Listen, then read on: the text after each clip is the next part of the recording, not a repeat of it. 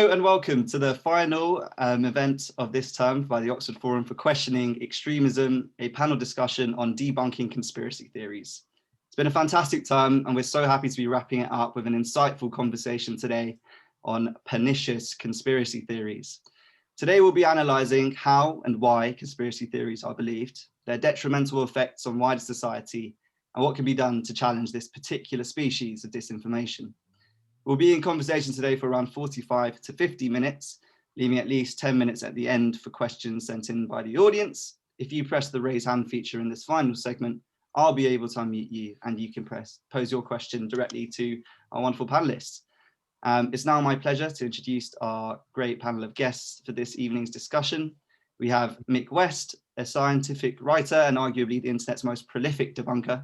He runs the website metabunk.org and is the author of Escaping the Rabbit Hole: How to Debunk Conspiracy Theories Using Facts, Logic and Respect. We have Dr. Alexandra Cichocka, a senior lecturer in political psychology at the University of Kent and vice president of the International Society of Political Psychology. We also have Aoife Gallagher, research analyst at the Institute for Strategic Dialogue, one of the world's leading security think tanks, where she's resident expert on QAnon and far-right conspiracies. And finally, we have Qasim Qassam, professor in philosophy at the University of Warwick, an expert on epistemology alongside extremism and terrorism. Qasim is also the author of 2019 study, Conspiracy Theories.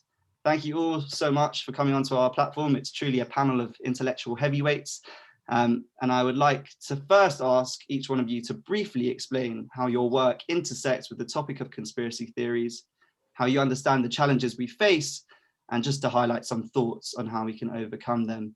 Mick, could we start off with you? Sure. Background really is debunking conspiracy theories. I started perhaps like 10 plus years ago doing this type of thing. And I originally started out with what you might consider to be kind of the traditional conspiracy theories, things like 9/11 being an inside job, or chemtrails, the idea that the government is spraying things in the air, and even some of the kind of crazier stuff like flat Earth. And the idea that the government is covering up aliens in hidden alien bases. So I did that for quite a long time, but I think there's kind of been an evolution of the conspiracy theory world over the last few years, essentially centering around the presidency of Donald Trump and the rise of QAnon. And this has kind of shifted conspiracy theories from kind of a static set of conspiracy theories that really weren't changing very much. It was just the same thing being repeated over and over again, to a kind of a new form of conspiracy theory, which is a rapidly evolving conspiracy theory where every day there is something new. And when things get debunked, they're just dropped away and they're forgotten. And so it raises a whole bunch of new challenges.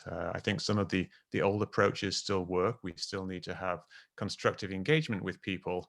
But the rapidly evolving nature of it and the pervasive nature of it in society is raising a whole bunch of interesting challenges. Thanks, Mick. Alexandra, would you like to take the floor now? Sure. So I'm a political psychologist, as you mentioned, and in my work, I try to understand basically how psychology can help us explain why people believe certain things, or why do they take certain political decisions, etc. So conspiracy theories is one of the topics that me and my colleagues at Kent study, and we try to understand the psychological predispositions and psychological needs that drive people to believe in conspiracy theories or to seek information about various conspiracies. So we, rather than trying to debunk specific conspiracies or decide whether something is a conspiracy or not, we are mostly focusing on trying to highlight what sort of psychological needs motivate people to look for conspiracy explanations for major world events. So we find that people embrace conspiracy explanations when they feel, for example, out of control, where they feel uncertain, when they feel that the world is a threatening place, or where they do lack cognitive skills to understand or explain certain events.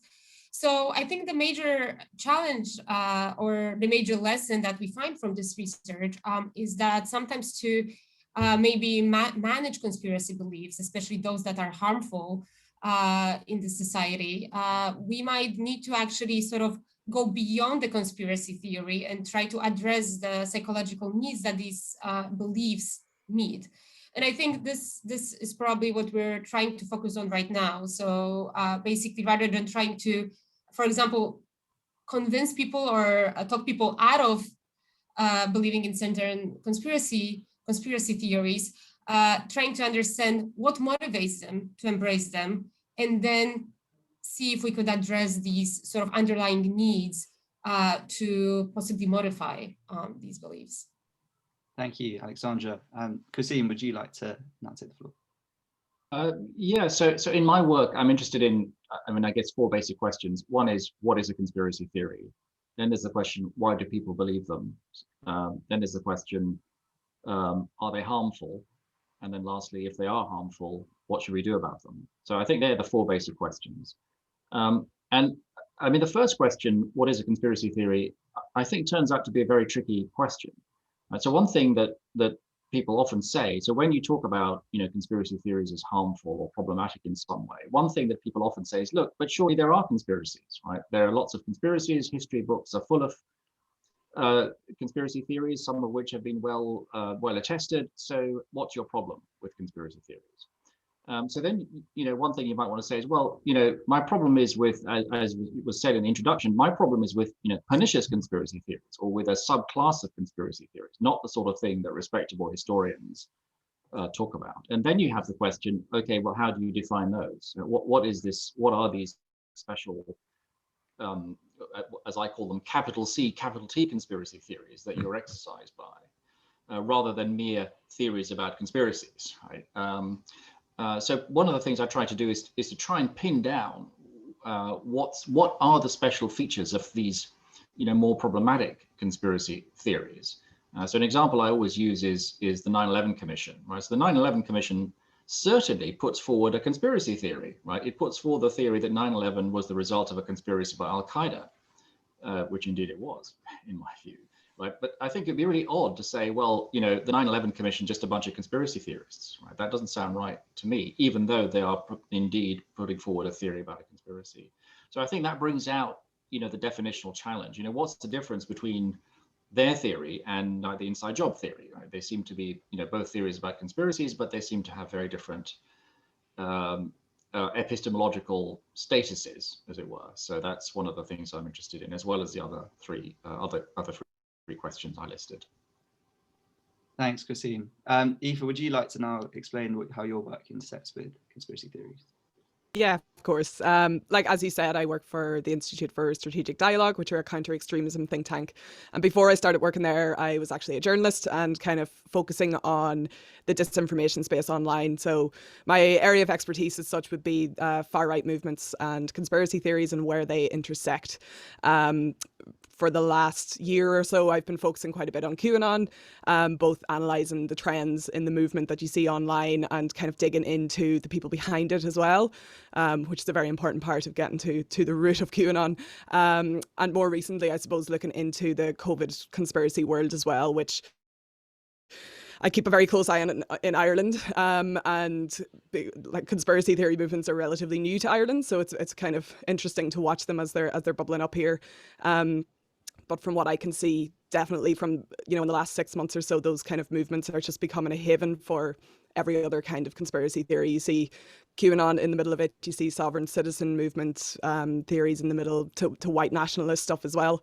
So that would be kind of, the part that I would worry about, I suppose, is that there's a lot of people who are very vulnerable at the moment that are falling into these kind of communities online, and the rabbit hole effect is a very real thing, and there's a lot of people that are stumbling into radicalization pathways essentially when they go into these communities online. And I mean, we'll probably talk about the fallout from movements like this, but I mean, they go from everything from the uptake of the vaccine and getting out of the pandemic as soon as possible to extreme political polarization that we've seen in the US over the past number of years as well. And yeah, I mean, as regards how we kind of counter this. It's probably the one question, if anyone here does media, it's probably the one question you're always asked is how do we solve this? And people are looking for a magic wand. I think that doesn't exist. And I suppose the advice that I would always give would be like, that's education is a big part of this. We need to inform people on how to navigate through online platforms without stumbling onto dangerous information and dangerous lies that have a serious effect on their lives. So media literacy, online literacy, regulating the online platforms is something that we need to really start taking seriously. I don't really know what else has to happen for that to really start to be taken seriously. And I suppose I'm interested to hear from other people on the panel as well, but I'm always asked from a personal perspective, what do I say to my family members and my friends that are getting into this? And the one piece of advice that I feel like it's kind of foolproof is to just keep the lines of communication open with the people that you're afraid of falling into these movements, I suppose, because the detachment is the thing that really seems to be one of the scarier parts of this as well. So yeah, that's kind of a bit about what I do. Thanks, Aoife. Thanks for all your introductions. I think what we need to do now is really focus on what the object of inquiry is today. Kasim, you separated precisely between conspiracy theories with a capital C and T from perhaps the lowercase ones. Could you explain to the panel and the rest of the audience your 6 features of the big, pernicious, detrimental conspiracy theories and how we can identify them? Yeah, I mean, so it's probably too boring to list all the features, but I mean, the basic idea is that capital C, capital T conspiracy theories tend to be highly speculative, right? They tend not to be based on documentary evidence. They're all about connecting the dots, and of course that's what you'd expect, because if there's an effective conspiracy, then you wouldn't expect there to be clear-cut evidence. So they're highly speculative. They tend to be pretty esoteric. In addition, they are impossible to refute by their own lights. So they're sort of they're self-sealing. They set up standards that no one can meet. But I think the biggest feature of all that I really want to emphasize is that these theories, capital C, capital T conspiracy theories, I think are political. I think that these conspiracy theories, at least a great many of them, are tied to broader political agenda. So I think there's a very close connection between conspiracy theories and extremism. So conspiracy theories are integral to many extremist ideologies. Whether you're talking about extreme left or extreme right or Islamist extremism, they're all tied up with conspiracy theories. So what I really want to do is to say, look, I mean, of course, there are very interesting psychological questions about why people believe conspiracy theories, and I'm sure Alexandra will talk about that. But I'm also interested in, what's the political agenda? What political function do conspiracy theories serve? And as I see them, a good number of them, I mean, classically, the protocols of the elders of Zion. I mean, if someone says, well, what's that about? Well, that you can't really understand what that's about unless you understand that the protocols were integral to Nazi ideology, and that it's part of anti-Semitic extremist ideology. And I think a lot of conspiracy theories, not all of them, but a lot of them are tied up with their sort of interventions in political debate. I mean, even stuff about the moon landings. I mean, even they're tied up with views about the deep state and so on. So I suppose that the main focus of my work, and I think this possibly connects also with what Aoife was saying earlier on, is to think about conspiracy theories not in isolation, but in conjunction with work on radicalization and extremism, and see how in many cases they're part of a kind of package, a package deal. Thank you. Well, Alexandra, could you expand a bit perhaps about what Kasim's just introduced there, the idea that political agendas could be part of why people believe in conspiracy theories? How does that match with the psychological models that are put forward, especially in terms of cognitive biases? So it is indeed true that some of the psychological processes that we see being behind conspiracy beliefs also map onto what we see is being behind believe in extremist ideologies, or even some left-right sort of convictions.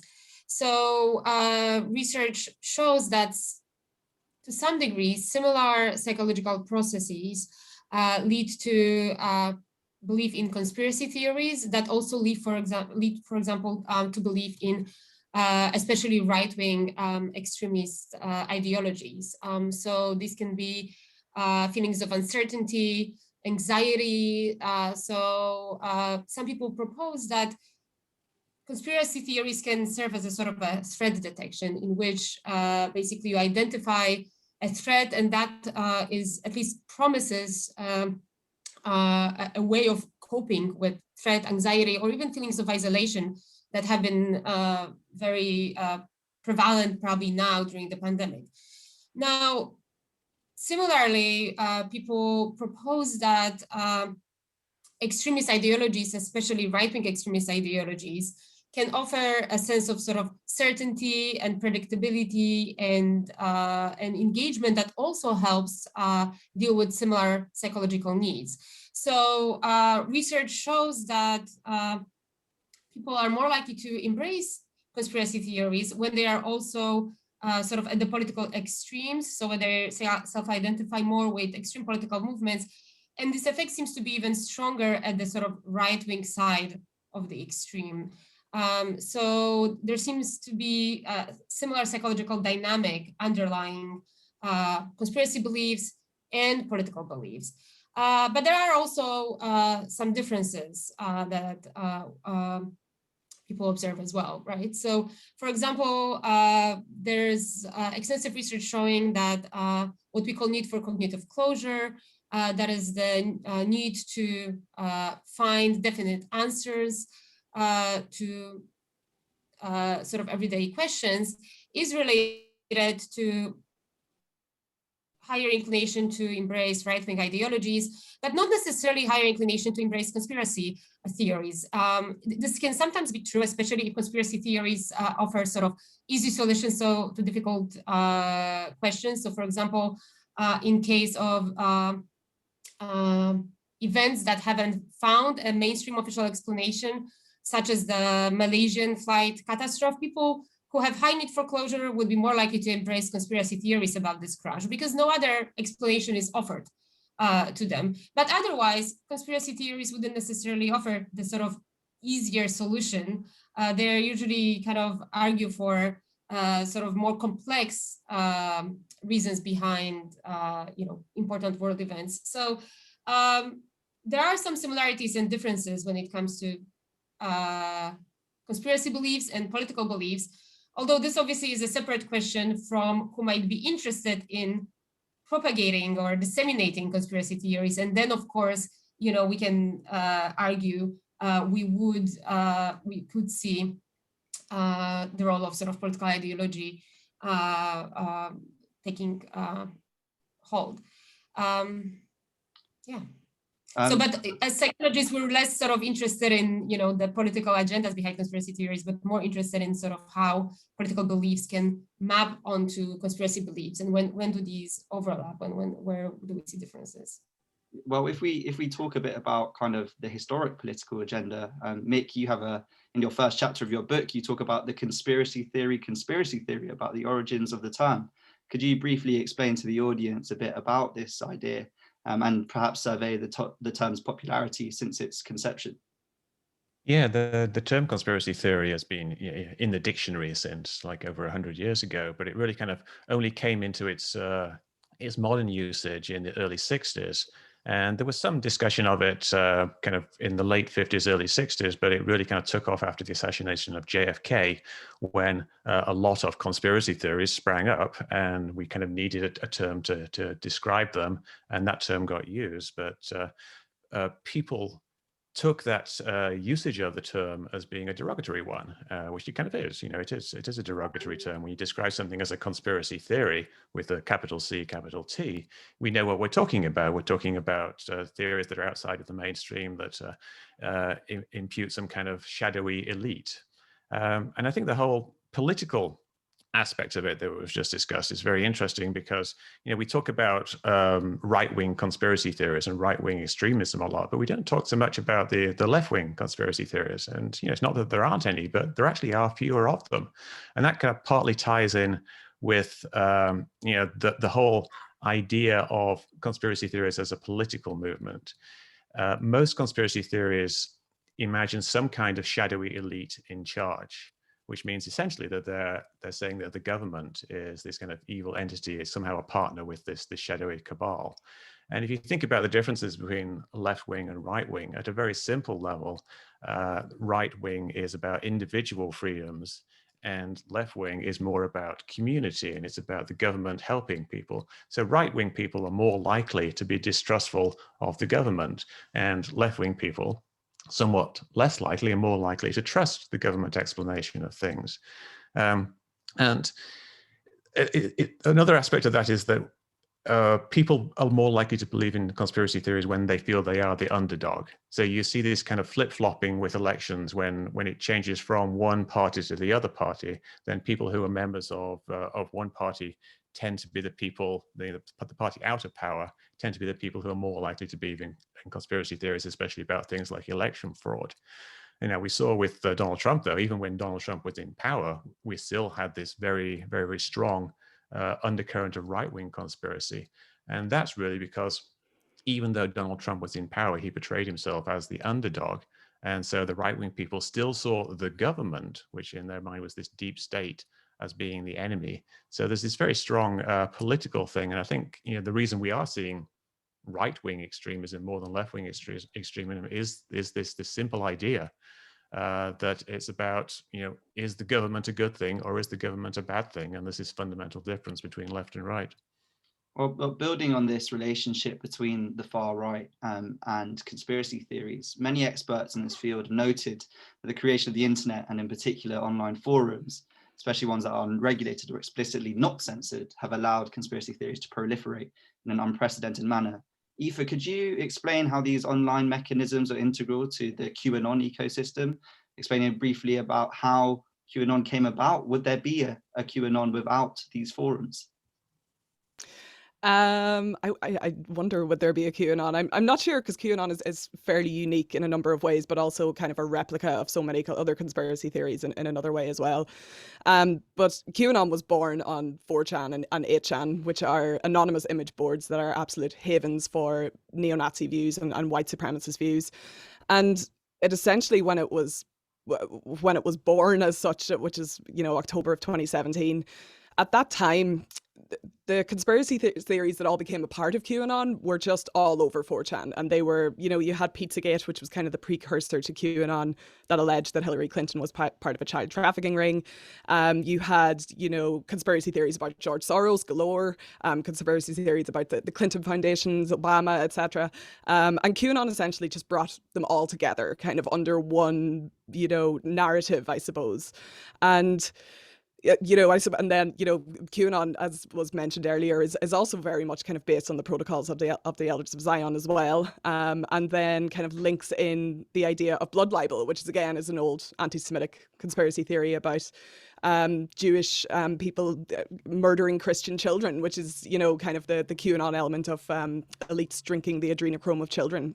So the links between QAnon and far-right extremism are they're very obvious in a lot of ways, I suppose, when you're looking at this movement. But I suppose what we saw, in the last year, QAnon has gone through just the craziest evolution, really. We did some research back in July to take a look at how QAnon conversations online increased, and we found that in the middle of March of 2020, when the lockdowns were coming in, QAnon conversations skyrocketed, absolutely skyrocketed worldwide. Membership of Facebook groups skyrocketed as well as the interaction within those groups, which meant that people were joining the communities and interacting within them as well. And we also found that, in the summer of 2020, the Save the Children movement brought QAnon from, it would have kind of been sitting on its, still in the fringes in a lot of ways on its own in the right-wing sphere, I suppose. But the Save the Children movement essentially stripped the political narratives away from QAnon and focused it instead on advocating for saving children, which is such a simple narrative that's, you know, and it worked. It really did work. It you know, QAnon entered the kind of wellness communities and the kind of influencer, like Instagram influencer communities that's kind of been dubbed pastel QAnon. And so it's interesting to kind of talk about, you know, the way the QAnon changed. It's just, you know, as I say, in the past year. And then, you know, the platforms took action, I suppose, in the latter half of last year. Far too late, of course, in a lot of ways for it to actually have a proper impact. But it is true now that it's pretty hard to find a specific QAnon group on Facebook anymore. They did do a job, I suppose, of getting rid of those communities. But what has essentially happened is that QAnon has just filtered into every other kind of a conspiracy world. And you see this, as I say, especially in COVID conspiracy kind of conversations as well. The mantras associated with QAnon, this idea of do your own research, I mean, that came out of QAnon. You often see, you know, QAnon documentaries just kind of dotted into the middle of these COVID conspiracy groups as well. So it's really interesting, you know, in a lot of ways that QAnon essentially became a blueprint for kind of conspiracy theory thinking. And I really, you know, as a movement on its own, it's kind of going through a bit of a, you know, well, it's always going through a bit of a phase in some ways, but, you know, after January 20th, there's been quite a lot of infighting within the actual specific QAnon community, but the way that it has branched out, you know, and kind of infiltrated people, you know, it doesn't really matter what side of the political spectrum you're on at this stage. I think it could kind of affect anyone, the way that it's kind of infiltrated. Yeah. Right. So, Kasim, you say in your book that conspiracy theories are arguably not more popular now than they have previously been in the past. So that was written in 2019, so I'll give that caveat.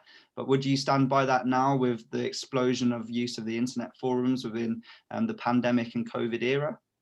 Well, I was citing some research by a couple of Americans called Oshinsky and Parent.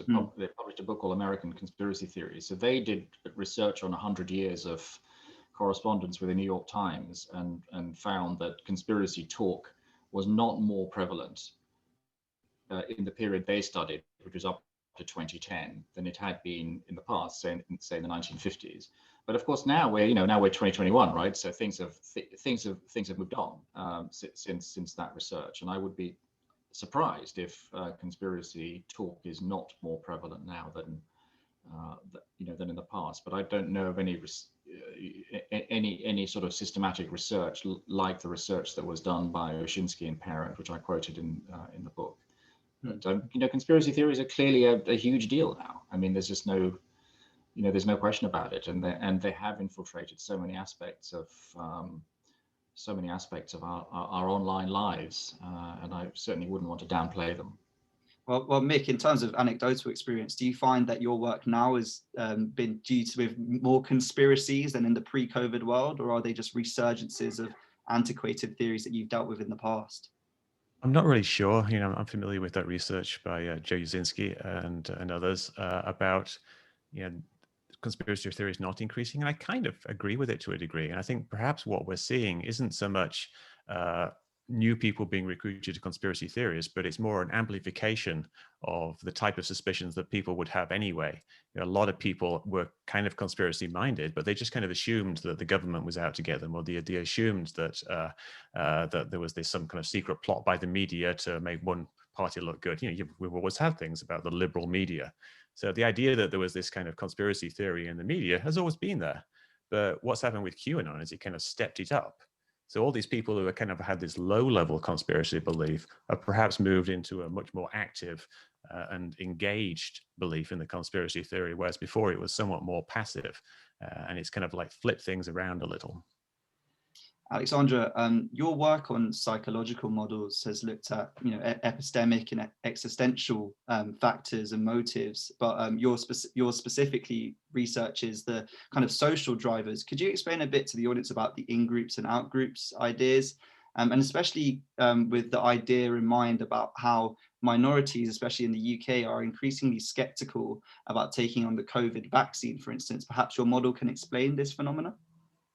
Yeah, thanks. So actually, I would first like to tie this in back to what Mick was saying about the sort of distrust of the government that we can see that could explain the left-right differences in the uptake of conspiracy theories. But I think what is interesting is that on the other hand, we see that groups that are minorities that mistrust those in power in general, not only the government, but the elites and those in power, who we might associate more with sort of left-wing movements as well. Mm-hmm. You know, in certain studies show greater inclination to believe in conspiracy theories. And partially there are historical reasons why members of, for example, ethnic minorities or the LGBTQ community might be mistrustful of the elites, the government, or the, you know, the sort of healthcare systems.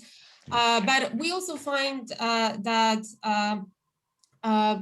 certainly specific feelings of victimization and this idea that others do not appreciate our groups enough tend to be strong drivers of belief in conspiracy theories.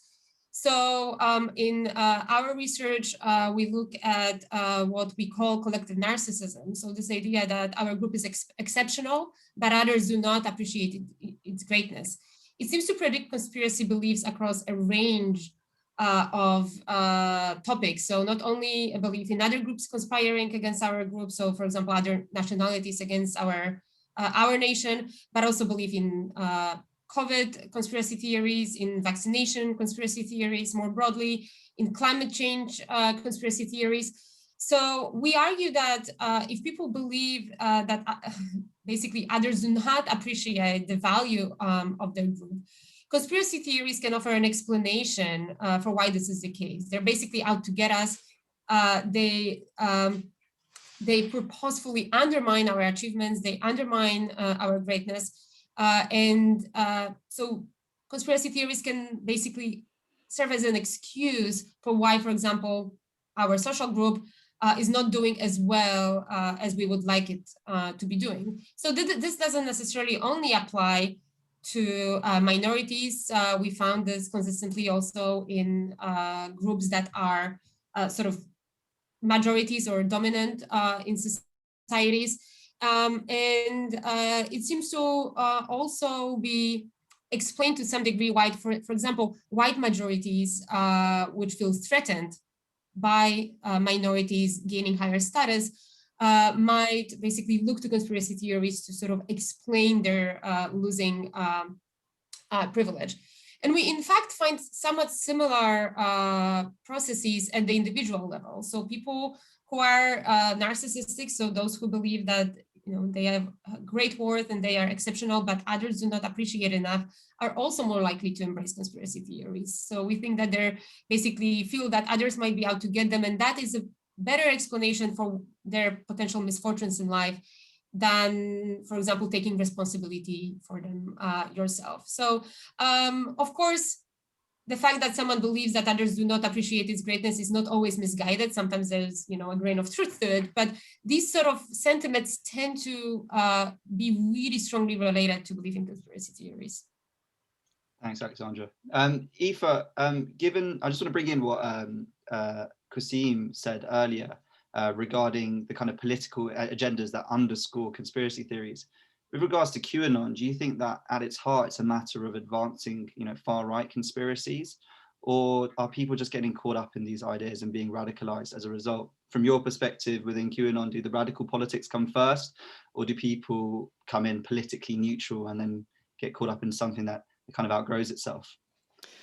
I think that probably changed a little bit throughout the years, but now it's more the latter. You definitely hear a lot of stories, especially out of the US, of people who were apolitical really before they found QAnon, or people, there was actually a very high amount of people that were Bernie Sanders supporters before they fell into QAnon. And again, that's kind of interesting how it plays on, you know, I suppose a lot of Bernie Sanders supporters feel like Hillary Clinton, or that he was cheated out of the nomination, I suppose, and they would have projected their hatred for Hillary Clinton in that way through QAnon. So, you know, the political element of QAnon is a very interesting one, because it has kind of, you know, obviously Trump was at the center of QAnon, and that was always the kind of core that ran through it. And it's going to be very interesting to kind of see where the specific QAnon community goes, I suppose, after this. But I do think that essentially, you know, what QAnon does and a lot of the kind of COVID conspiracy theories do is they kind of, you know, and this has been talked about, you know, putting forth this idea of a shadowy cabal, a cabal that's actually in control. And it strips away your trust in the media, in your government, and in science, and essentially tell you that all of those entities are lying to you. And when it's very easy then to fit narratives around that. If you're told that all those entities are lying to you, then there's going to be constant speculation about what is actually happening. And I do think that, you know, what QAnon essentially does is red pill people. And red pilling is as a term really that came out of, you know, the kind of forums, the kind of 4chan forums and all the rest as well. And I do think that when you kind of red pill someone and you're kind of flipped into this alternative reality, far right beliefs and far right opinions become reasonable and become warranted. And that is, you know, a real danger there, because I do think that for a lot of, you know, people that have fallen into QAnon and fallen into kind of the kind of more diluted versions of these conspiracy theories, they're not far right. You know what I mean? They have been duped into believing these things by very, very powerful disinformation tactics. Before we dive into discussing engagement tactics with theorists or strategies to challenge this particular species of disinformation, I kind of wanted to address what the huge culture of trolling or online bullying against people like yourselves, who are experts and researchers within this topic. Why is it that theorists treat those like yourselves with such vitriol for simply doing the work that you do? I mean, Mick, you must be incredibly familiar with these trolls by now. Yeah, well, I mostly just ignore them, and I don't let it bother me, and I think that makes them go away. And that's really the advice I would give to people who are being approached by people like that. But people do think that I am some kind of government shill because I debunk conspiracy theories and I engage people in a way to try to change their mind. But my approach to that is just simply to be as honest as possible with everybody in explaining where I came from and why I do what I do, and just do it with honesty.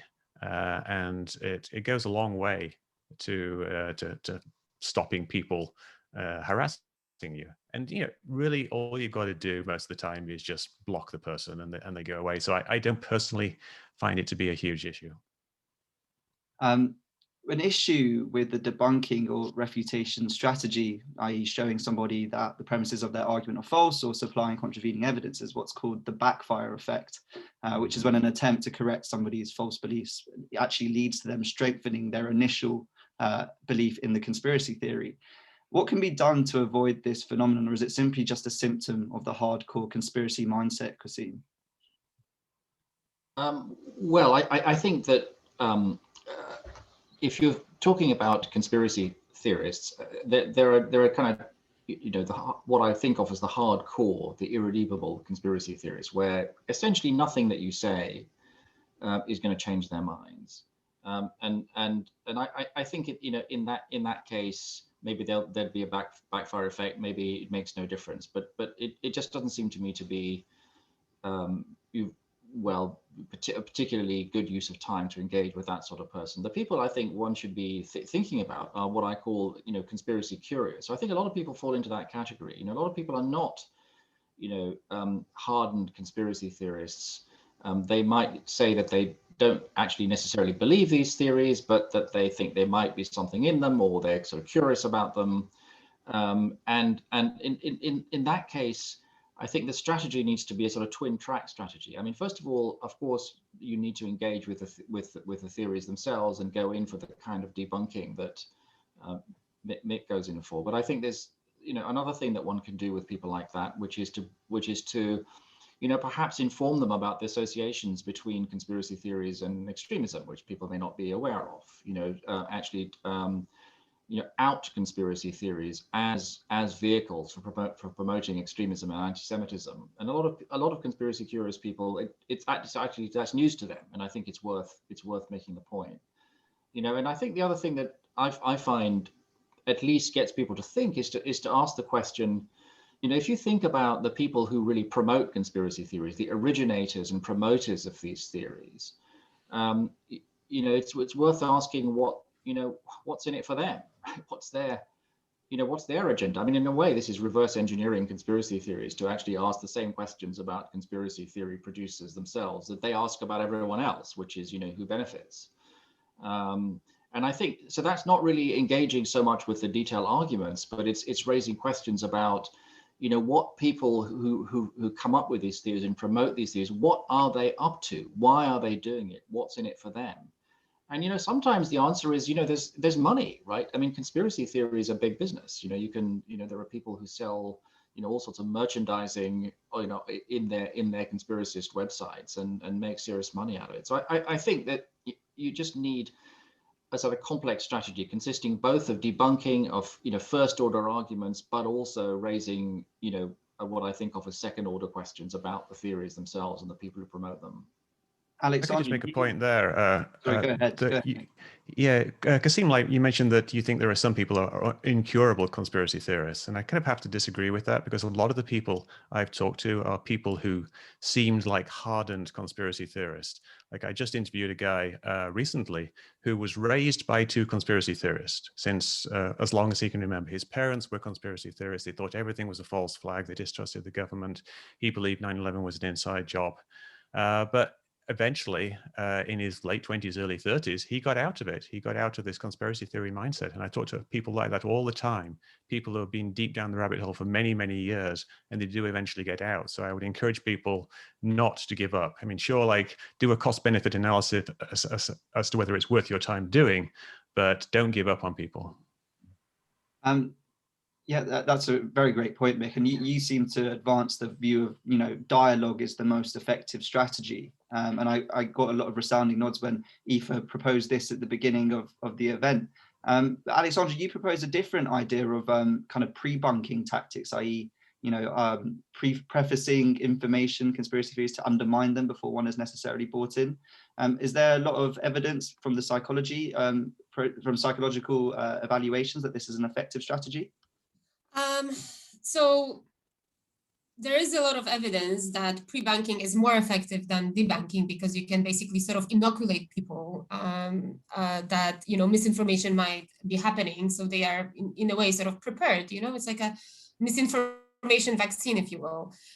So there are studies, this is not my research, but both colleagues at Kent and other institutions have done a lot of work on this. But I think what I highlighted at the sort of very beginning of our meeting today is I think it's also worth trying to get at the reasons why people believe in these theories, right? So if I mentioned people's, for example, concerns for safety of their children, right? And sort of, so trying to get at the core of what is it that, makes people worried about one aspect of their life or another. But I think it's also about sort of, as I mentioned, sort of more general needs. So research shows, for example, that people like conspiracy theories because they make them feel unique. They make them feel like they have access to some specialized knowledge. So, maybe if conspiracy theories become more and more prevalent, they'll lose some of the psychological appeal, right? It's not, if everybody believes in QAnon, it might not be, you might not feel as privileged that you have access to this knowledge. Of course, it's just speculation because we don't know how many people have to believe in this for this to happen. But I think just addressing basic psychological needs, basic well-being, mental health, which we sort of also touched upon. I think these are also really important factors because, that can have sort of more, hopefully long-term consequences, making people a little bit more critical when they come across conspiracy theories. And, the added benefit of this sort of more, larger blanket strategy is that we don't have to deal with every conspiracy theory one by one, right? We would try to kind of touch upon the underlying needs. So if I mentioned education, but which not only increases the, the ability for critical thinking, but it also makes people more sort of feel more in control over their lives, more certain.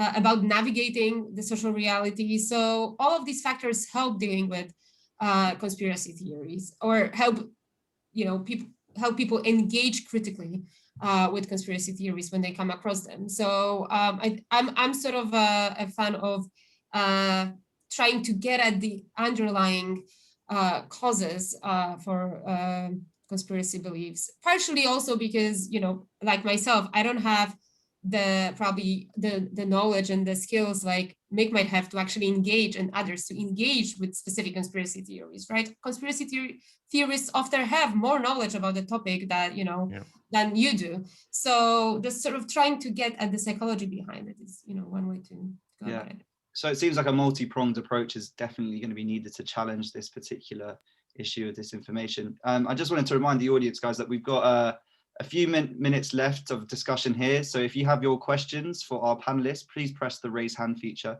And in this last segment, I can unmute you and you can pose them directly.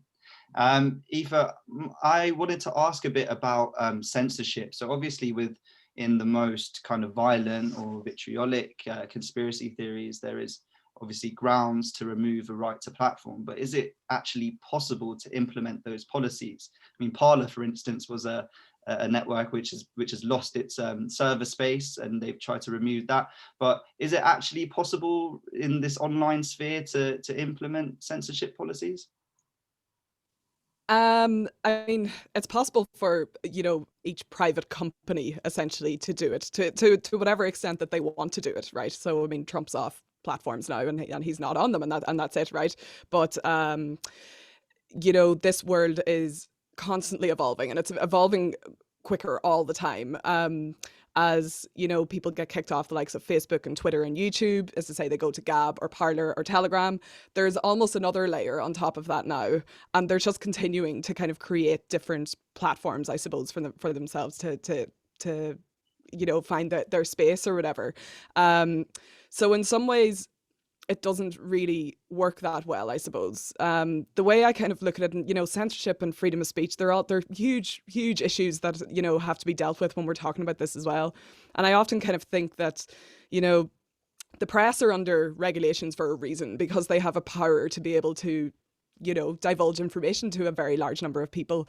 And influencers online do not have that regulation. So there's such a big, there's a huge imbalance there, right, between, just being a regular person and being able to say what you want to millions and millions of people, and yet the press are falling behind big time because they have to deal with defamation laws and media laws and privacy laws. And so, I think that we kind of have to, and there is, quite a bit of conversations about, approaching social media platforms as publishers and treating them as publishers for that reason. So, there kind of has to be a bit more of a common sense approach to this than, just going, you're not allowed on the platform anymore, because that is not really conducive to how you really solve this issue either. Thanks. So my final question is, and I would love as many opinions on this as possible, but are conspiracy theories winning the day? If their fundamental purpose, and Qasim is right in this, that they serve a fundamentally political agenda, an anti-democratic one perhaps, have they achieved this? And what should we expect in the future regarding the issue of conspiracy theories? Mick, would you like to start us off here? I don't think they're winning, but I don't think they're losing. I think it's essentially an arms race that's going to keep going for the foreseeable future. Conspiracy theories have always been a part of politics. People have always said things about what they think the other side is doing. People have always been suspicious, and it's always been easy to prey on those fears. And the natural evolution of an individual through a conspiracy theory has been the same for many, many years. So I think we're going to see rises and falls in the popularity of conspiracy theories and the amount of disinformation as technology changes, like we saw with social media over the last decade, and as we will see with artificial intelligence and things like deep fakes and audio deep fakes even in the future. There's going to be new types of disinformation, and it's going to be a continued struggle, but I don't think one side is going to win. It's just going to be something that's going to be with us, and we're going to have to keep an eye on for the foreseeable future. Qasim, are you in agreement there? Yeah, no, absolutely. I mean, if you think that conspiracy theories are integral to the far right, then obviously the fate of conspiracy theories and their popularity is tied, at least to some extent, with the fate of the far right. So as the right gains in popularity in Europe and North America, one would expect their associated conspiracy theories to also gain in popularity. But eventually, hopefully, the far right will lose popularity, and it'll just be part of the political cycle. And if that happens, then I'd expect the popularity of their conspiracy theories to also to also fall. But when it's not a battle that's ever going to be won decisively either way. So I think Mick is absolutely right about that. Alexandra or Aoife, would you like to have a say here? Only just briefly, I mean, I agree with this. So these conspiracy misinformation is going to be around. So the best we can do is basically prepare ourselves for this, educate people, and get them prepared for how to deal with it. And I think sort of in the immediate future, a lot depends also on how we handle the aftermath of the pandemic. So if we leave people in the states of anxiety, uncertainty, despair, they're going to look for communities that can offer them some sort of answers. And I think conspiracy communities are one of those. So I think if we don't deal with the mental health challenges related to the pandemic, I think and I'm not only talking about sort of, pathologies here, but sort of the everyday struggles that people are experiencing. I think this is going to be an important issue to tackle as well. Thank you. Right, we'll go to some questions now from the audience. Deirdre, I'm allowing you to talk. If you unmute yourself, you can ask your question to the panelists. Yes, hi, hopefully you can hear me. I was just wondering, who are the targets of the latest rounds of conspiracy theories? I mean, I think the one thing that everybody is afraid of is that we are seeing a repeat of 1930s, 1940s Europe. The targets then were obviously Jews, homosexuals, Roma. Are those the same targets this time round, and are there new targets? Thank you.